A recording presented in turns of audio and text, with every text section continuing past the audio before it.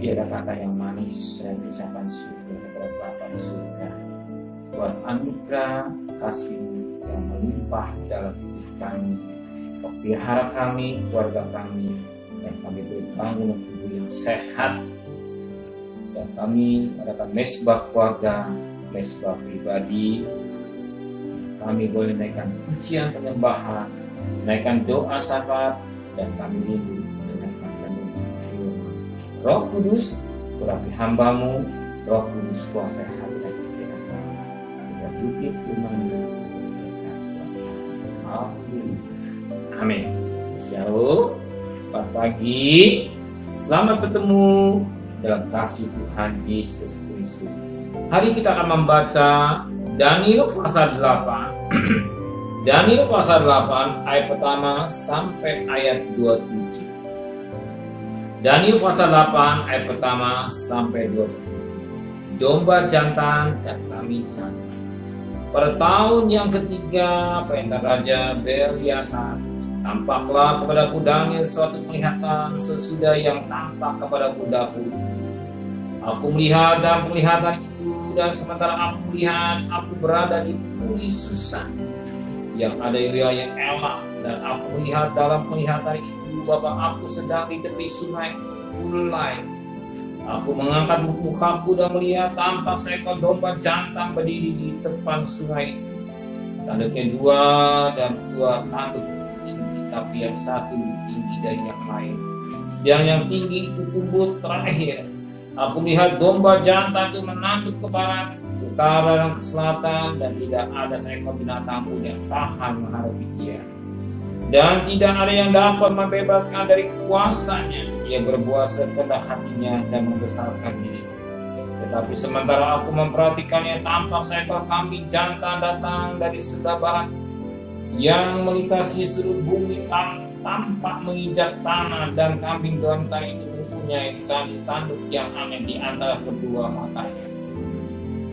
Ia datang pada domba jantan yang dua tanduknya, dan yang kulihat berdiri di depan sungai itu, lalu menyerang dengan keganasan yang hebat. Aku melihatnya mendekati domba jantan itu. Ia mengeram pada tanduknya domba jantan itu, dipatahkannya kedua tanduknya, dan domba jantan itu tidak berdaya untuk tahan menghadapi dia. Dilepaskannya dia ke bumi, diinjak-injaknya, dan tidak ada melepaskan domba jantan itu dari kuasanya. Kambing jantan itu sangat membesarkan dirinya, tetapi ketika ia sampai pada puncak kuasanya, pada tanduk yang besar itu, lalu pada tempatnya tumbuh 4 tanduk yang aneh, sejajar dengan 4 mata angin yang dari langit. Maka dari salah satu tanduk itu muncul suatu tanduk kecil yang menjadi sangat besar ke arah selatan, ke arah timur, dan ke arah tanah permai, yang menjadi besar bahkan sampai kepada bala tentara langit. Dan dari bala tentara itu, dari binatang-binatang jatuhkan beberapa ke bumi, dan diinjak-injaknya bahkan terhadap panglima bala tentara itu pun ia memasarkan dirinya. Daripadanya diambil korban persembahan sehari-hari, dan tempatnya yang kudus dirobohkannya. Suatu kebaktian diadakan secara fasik menggantikan korban sehari-hari. Kebenaran dilimpahkan ke bumi, dan apapun yang dibuatnya semuanya berhasil.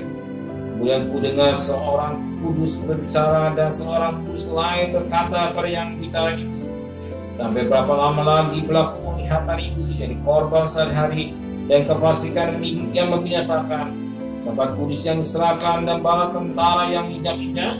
Maka ia menjawab, sampai lewat 2300 petang dan pagi, lalu tempat kudus itu akan dipulihkan dalam keadaan yang wajar. Sedang aku Dani melihat penglihatan itu dan berusaha memahaminya, maka tampaklah seorang berdiri di depan, yang rupanya seperti seorang orang laki-laki. Dan aku dengar dari tengah sungai Ulai itu suara manusia yang berseru, Gabriel, buatlah orang itu memahami penglihatan itu. Lalu datanglah ia ke tempat aku berdiri, dan ketika ia datang, terkejutlah aku dan jatuh tungkuk. Lalu ia berkata kepadaku, kamilah anak manusia, bahwa penglihatan itu mengenai akhir zaman. Sementara ia berbicara dengan aku, jatuh di sana aku terlungkup ke tanah, tetapi ia menyentuh aku dan membuat aku beri kembali. Lalu berkatalah ia, aku beritahukan kepada apa yang akan terjadi pada akhir luka ini.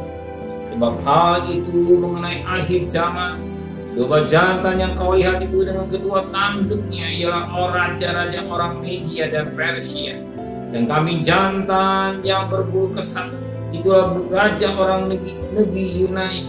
Dan tali besarnya di antara kedua matanya itulah raja yang pertama. Dan bahwa tanduk itu patah dan pada tempatnya itu muncul 4 buah.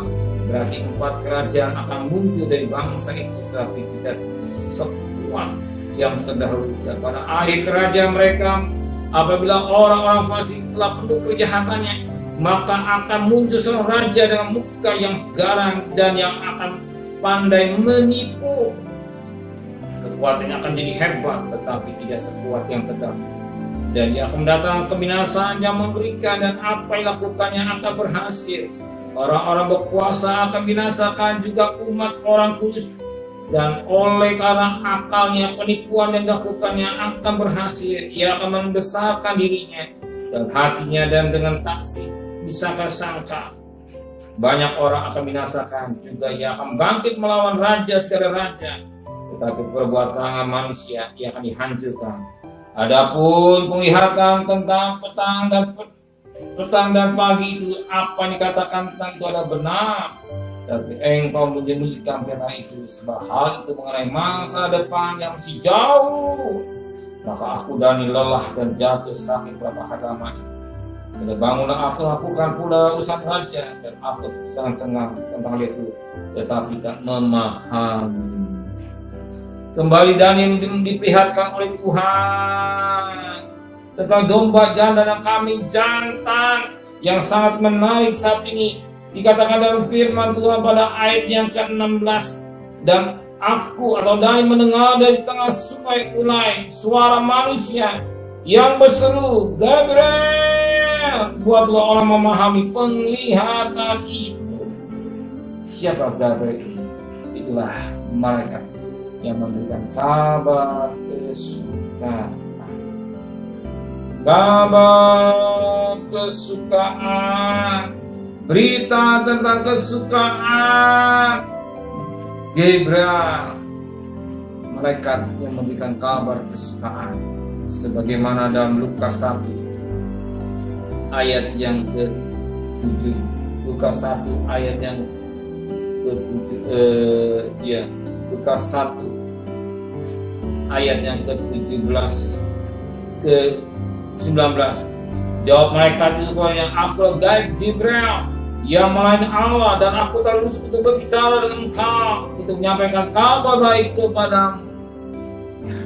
Berita kabar baik disampaikan oleh malaikat Gabriel. Ya. Dan berita itu disampaikan juga pada Daniel. Dan berita disampaikan tentang kedatangan Tuhan, tentang kabar kesukaan, Ya. Yesus pribadi yang luar biasa diberitakan oleh Gabriel kepada gembala-gembala Kristen saat ini, kepada kita semua. Kabar kesukaan suatu pribadi Kristus. Ya, 2000 tahun yang lalu dia sebagai bayi, tapi berita kabar kesukaan dia datang sebagai hakim segalanya. Dia datang sebagai mempelai pria surga. Kita sebagai gerejanya harus mempersiapkan hidup kita dengan baik, supaya kita jangan tertinggal, jangan tertidur, kita mengerti apa yang memahami apa yang mau Tuhan memberkati. Berita kabar kesukaan yang sampaikan malaikat Gabriel pada manusia, pada gembala-gembala, dan berita tentang Yesus lahiran, dan berita disampaikan oleh Gabriel kepada Daniel, dan berita disampaikan pada kami semua. Bapak, engkau tidak akan lama-lama tidak akan. Biar kami mempersiapkan hidup kami, melakukan pakaian hidup kami, supaya kami memahami apa yang mau yang mau.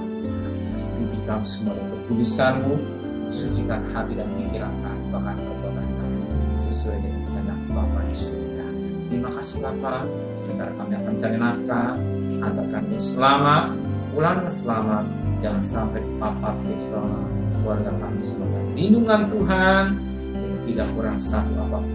Dan kembalikan kami pada besok pagi dan tubuh yang sehat dengan tidak kurang satu apapun. Dan kami berdoa Bapak Presiden, Wakil Presiden, para Menteri, para Gubernur, para Bupati, para Wali Kota, para camat, para lurah, para RW, para RT, para medis, para relawan, para TNI, para Polri, bahkan mereka-mereka yang bekerja dari depan berperang melawan virus, berikan hikmat yang dari Tuhan, berkat kesehatan yang prima, pelihara keluarganya sebagaimana Kau pelihara. Dan kami patut berterima kasih kepada Tuhan, banyak sekali orang yang disembuhkan, tapi yang sakit semakin berkurang, yang mati semakin berkurang. Melalui vaksin juga mereka mau taat, dan kami mohon belas kasihan-Mu, jangan sampai negara kami mengalami gelombang ketiga. Cukup Tuhan, jangan sampai lebih. Kami percaya Engkau cinta tanah air kami Indonesia. Terima kasih Bapak di surga, saudara kekasih. Terimalah berkat nikmat dari Allah Bapa, cinta kasih sayang dari Tuhan Yesus Kristus, dan berkat Roh Kudus menyertai saudara hari ini sampai Maranatha, Tuhan datang. Yang cinta ia katakan amin. Tuhan Bapa.